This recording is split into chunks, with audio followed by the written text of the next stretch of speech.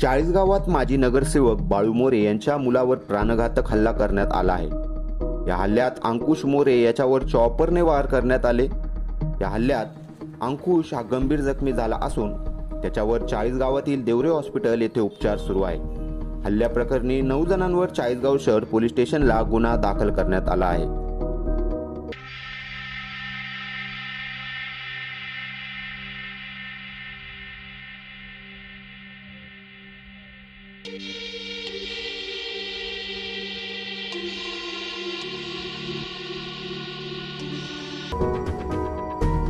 माजी नगरसेवकाच्या मुलावर हल्ला केला त्याबद्दल माहिती हवी सर।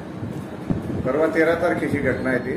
दुपारी 2:30-3 वाजेच्या सुमारास बाळू मोरे यांचा मुलगा अंकित मोरे याला 7 ते 8 मुलांनी चॉपर आणि लाकडी दांड्यांनी मारहाण केलेली आहे।